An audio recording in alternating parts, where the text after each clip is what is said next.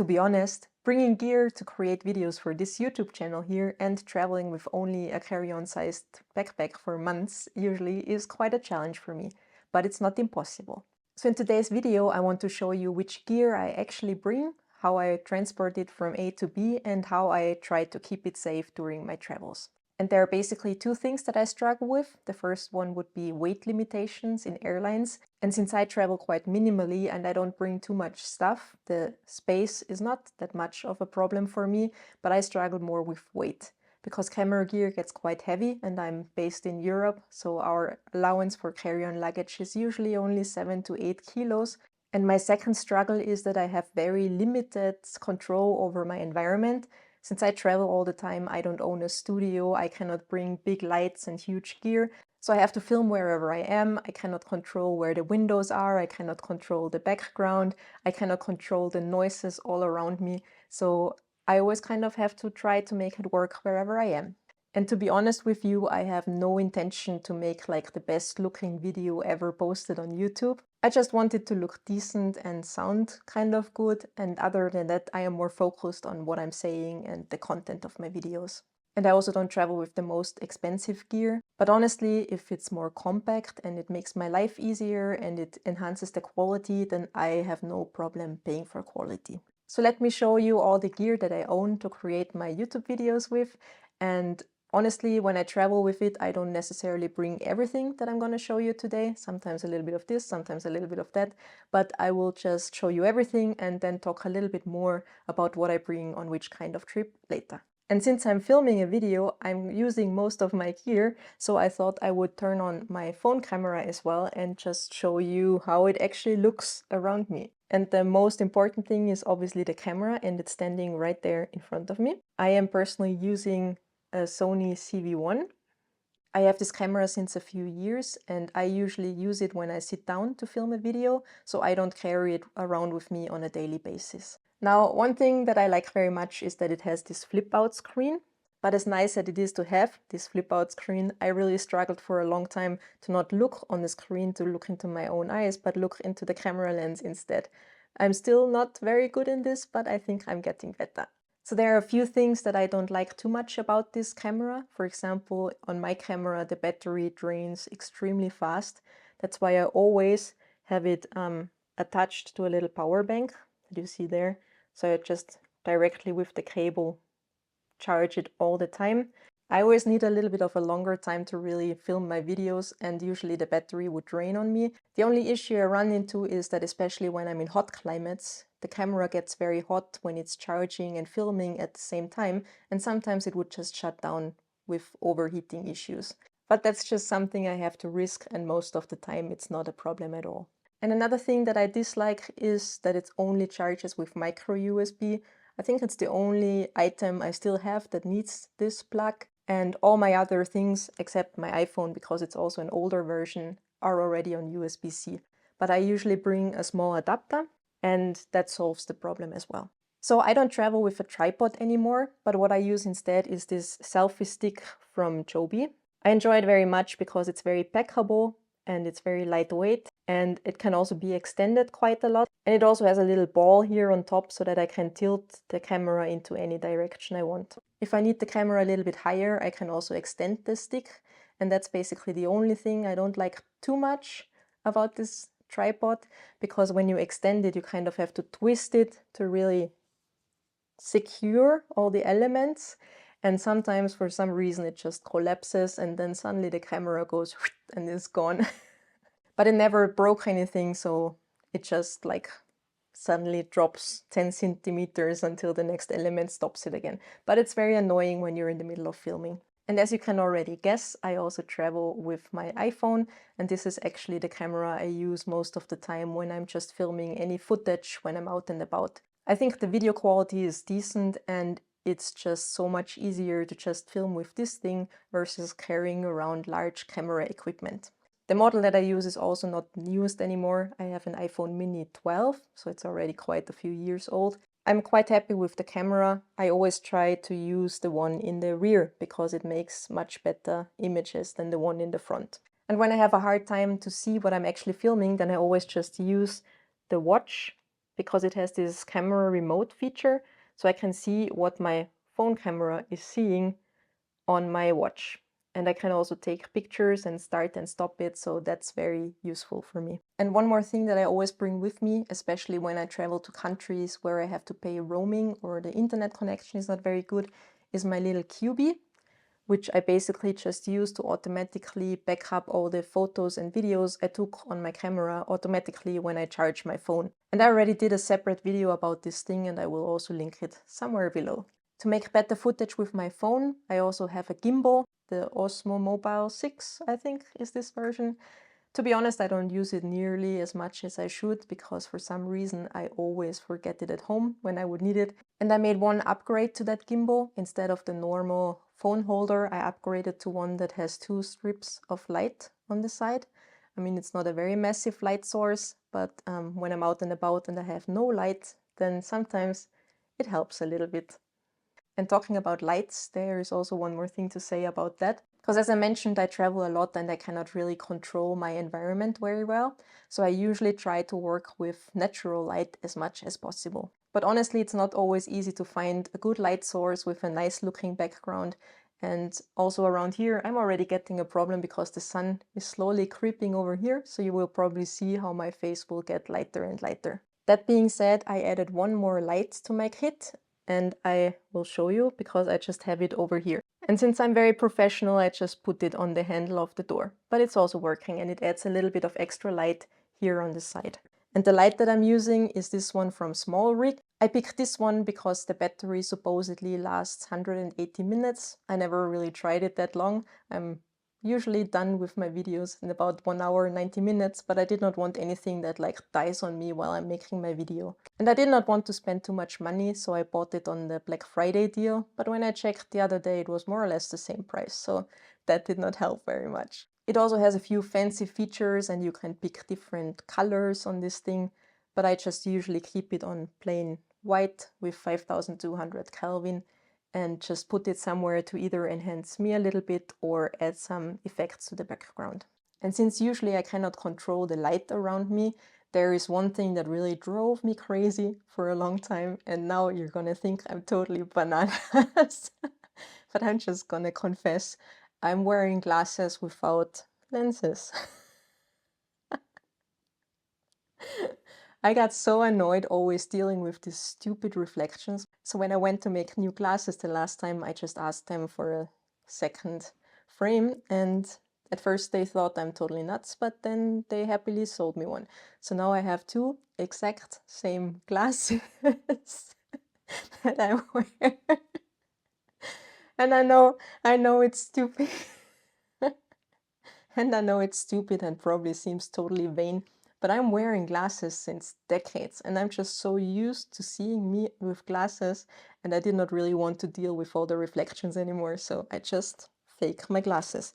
And just to show you the difference, if I would wear this, you would always see all these reflections in here. And here it's actually kind of okay because I'm a little bit away from the light source, but sometimes you would just see a big, or the window or everything outside the window and everything in there. So yes, I use fake glasses. But now that we got the light clarified, let's talk about microphones. And I usually use this one here, which is the Rode Wireless Go 2.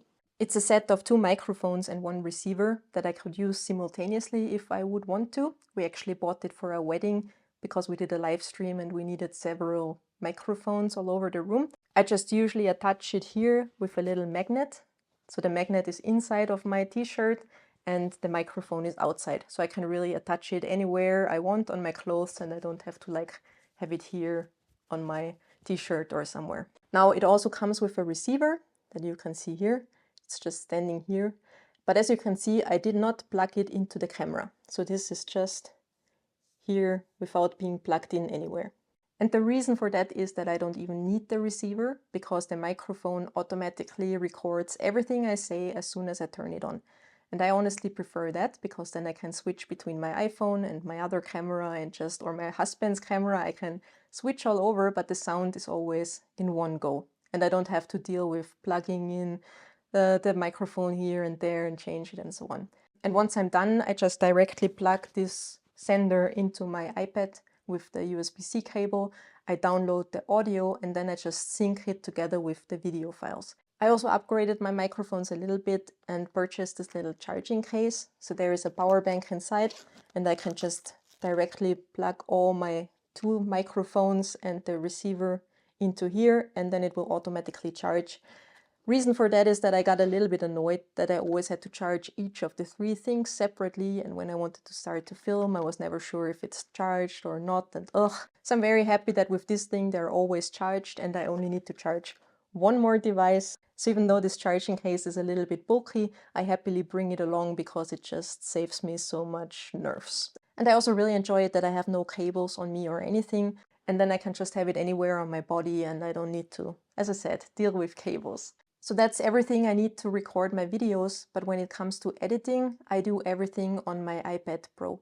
As I mentioned several times, I don't even own a computer anymore since a few years. I'm totally iPad only, and I edit all my videos on LumaFusion, which is my favorite app to do it.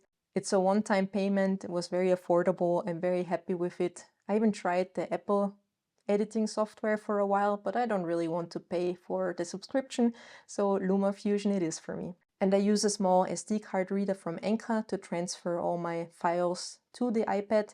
The only downside is that I only can first export it from the camera onto the iPad, and then in a second step I have to put it to an external SSD drive, which I use, because I don't want to have all these files on my iPad. I also don't have the version with the biggest storage, so this really works very well. And I personally use this SSD from SanDisk, and I put all my files there. And then when I edit it in LumaFusion, I directly edit from the SSD drive. So my iPad stays nice and clean from clutter. I have no problems with exporting or anything because of the huge file sizes. So this is a combination that works very well for me. And one last product I wanted to show you is for the face, because on videos I really want to look matte and not shiny and dotty and whatever. And one product that works very well for me is from Maybelline, this Perfector 4-in-1 matte, whipped matte makeup. In my real life, I never wear makeup anywhere, but I always keep one of those in my camera gear bag, just in case I need to look a little bit more presentable on my videos. Now let's move on and talk a little bit about how I transport my gear safely from A to B. And in the past, I usually just stuffed my gear anywhere it fitted in my bag, which is honestly not the perfect solution. And I always got a little bit annoyed because it was just all over the place. So a few months ago, I thought it's finally time to tackle this and upgrade to proper storage. And at the moment I have 2 options that I'm testing, and I was lucky enough that both companies sent them to me for free to test. And my first option is this bag that PG Tech sent me. It's a PG Tech One Go Solo version 2 bag. It just got released, but I already have it since a few weeks. I was looking for one bag that can be kind of like my home office. So when I'm back home in Austria or when I'm traveling by car, I wanted to have one bag where I can just fit everything inside. And this bag from PG Tech really checked all my boxes. I chose the biggest bag, it has 10 liters, but there's also smaller versions available. But I wanted this big one because I also wanted to transport my iPad in there. And it really fits all my gear and it has space for some more. And one thing I enjoyed very much when I was using it is that it can just stand up by itself. So I always just keep it next to my desk. And I also like it that it has this very big opening, so I can easily access all my gear when I need it. And there's really a massive amount of separators and pockets and zippered pockets and other compartments inside, so I can really organize my gear very accessible in the bag. And one thing I really liked is this magnetic pocket on top, because it fits my little tripod and it's just so nice to have it out of the way and not take too much room away from the other gear in the bag. The only downside I found, which is really complaining on a very high level, is that I personally am a little bit more of a fan of more fabrics that feel like fabric, if you know what I mean, because for some reason my fingers always make fingerprints everywhere. I don't know if it's my cream or what I do, but yeah. But on the other hand, it's easy to clean off. And I believe this could also work very nicely as a personal item, in addition to my backpack when I fly, even though I personally would probably not use it, because in that case I just prefer to carry all my gear in one bag on my back. And for that, I got a second option that Peak Design sent me for free to test, and this is their camera cube, the new version in small. And I'm using their small packing cubes since years for traveling all the time, and they still look like new, so I'm really happy to get to test this one. And for me it's very nice because it has the exact same size as my other packing cubes, so it's very easy to put them together into one bag. And as I mentioned, when I'm flying, the biggest issue for me is the weight. And since this thing goes directly into my bag and counts towards that weight, I'm very happy that it's not very heavy. It only weighs, I think, 300 grams with everything inside, but I can remove some of the dividers if I need. And also the cushion in the top flap, I can remove and make it a little bit lighter. And I feel it's already enough protected from the backpack, so I would probably do that when I'm traveling. But once my gear is inside, it gets really heavy, and I weighed it before. So with all my gear inside this packing cube, my camera gear adds 2.2 kilos to the weight of my bag. And one thing that I still have to test is I think it could even fit as it is into a hotel safe. Maybe not the teeny tiny ones that you sometimes get where you cannot even fit a laptop or an iPad, but in a normal sized safe, I think there's a high chance I can just slide it inside without having to unpack all my gear. But I will test that and let you know. And since we're talking about safe, let's talk how I personally try to keep my gear safe when traveling. And for me, that totally depends on the destination. So there are some places where I would not bother at all, like most places in Europe, apart from like big cities like Barcelona, where you have to be a little bit careful for pickpocketers. I personally would not bother too much. But there are other destinations where I would get like extremely anxious to travel with expensive gear. And in my humble opinion, it's just common sense to not walk around with expensive items like cameras and gimbals and iPhones in places where this item could literally feed someone's families for weeks and months. But if I would ever get in this situation that someone would want to steal my things, then I would just give it to him because I don't think it's worth getting stabbed or worse for a piece of gear. And one thing that's very important for me, which I think many people often forget, is that I have a little savings account where I save up money to repurchase things, devices. So if someone robs me, I just turn around, I buy the thing again, and all my things are saved in the cloud or in my little cubie in the hotel room. So I would not bother trying to fight them to not take my things. Now, if I would not be able to repurchase the item and I would need it to, I don't know, make a living or something, I would probably look into insurances, but it would probably get very expensive to cover, I don't know, your expensive camera to travel to a third world country. But I personally think it's a better way to save up some money first. As you can probably guess, I'm not a very big fan of paying for insurance for electronics. I don't even have Apple Care because I think during the short duration when Apple would actually care about my device, the chances are so slim that something actually breaks. And I'm buying Apple products since decades, so all this money that I saved for not paying Apple Care will easily buy me a new device in case something ever happens, and not just in a year or 2 years, but also a little bit later if I would want to. But as I mentioned, I can only do this because I really have some money saved up for it. But honestly, this gives me so much peace of mind and also makes traveling much more enjoyable for me. Because honestly, when I travel, I want to enjoy my vacation, I want to enjoy my trip. I don't want to worry and safeguard all my valuables 24 hours, 7 days a week. That would like suck all the fun out of it for me. And that also means that I personally, if I go to a place where I'm worried about the safety of my gear or myself, that I would bring a lot less gear. The only thing I would maybe bring is my phone and one of those microphones.